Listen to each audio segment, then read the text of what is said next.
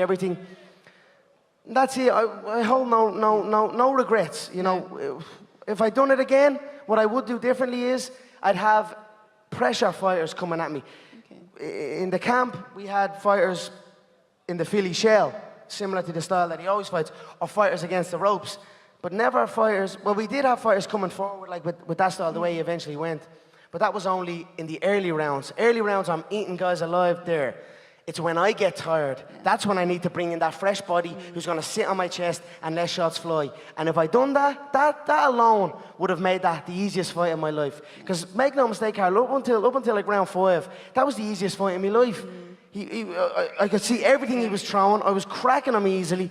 It was only when I started fading and he started leaning on me and started coming forward in that Mexican style that I started to fade. And that's it, so. That's what I would do differently. I'd have people come pressure me when I'm tired instead of early, so. Well, you're always pushing the boundaries with the training and the techniques that you're using. You're at the UFC High Performance Center. You know, we saw you sort of running underwater on treadmills, doing all this crazy stuff. Is there anything from this training camp that you can take into your UFC training camps now, sort of new skills that you learn? I built an incredible engine. Make no mistake about that. Although 30 minutes is, I went 25 minutes, I got into the best shape of my life. So I'm just going to keep going with it, And then also know that, like in this camp, it was like round 1 to 8 was the fight.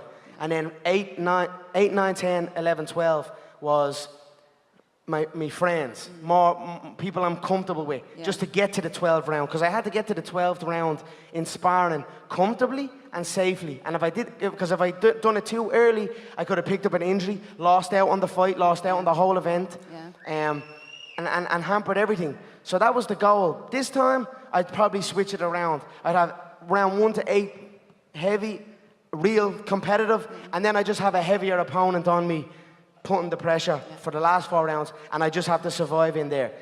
And I honestly, truly feel if I'd have done that, I would have been laughing in that fight. But look, you live and learn. That's what we say. You don't lose. You either win or you learn. Yeah, and that saying has taken you well through your career so far. We have some water, please.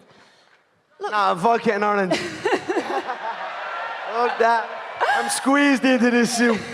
I got this suit fitted about a couple of months ago, and I'm squeezing into it now. Is this one of the McGregor Augusto? Yeah, this is an August McGregor line. It looks like the tartan for the Scots. You know what I mean? I was thinking about that. That's why I rocked this one. Look, you may have bought a suit. Mayweather's put an 8-foot glass picture of you in his new 19 million home in Beverly Hills. Are you going to reciprocate? Single shots, good straight right hands to the body. But I had him early rounds, I thought, and then whatever. It's his composure that won him that fight, and his experience. So hats off to him. Is this the most you've enjoyed yourself in your fighting career?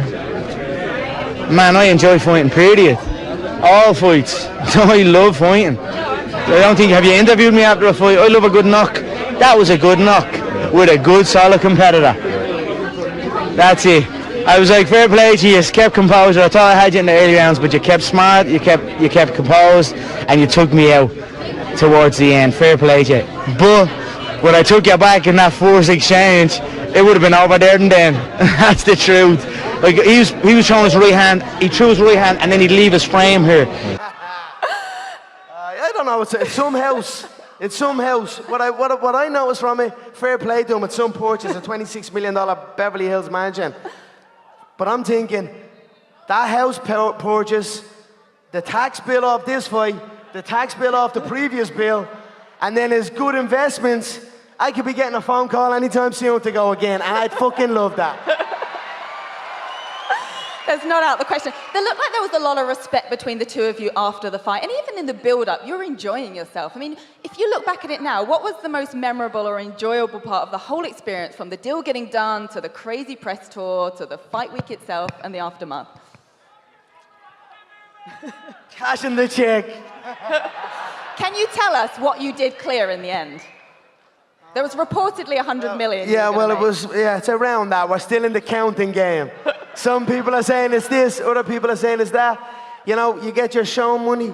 Then you go, you gather all the other information, the gate, the pay-per-view, the sponsorship revenue, the merchandise sales. It's my first time as a promoter of an event. So it's my first time kind of diving into all of these things.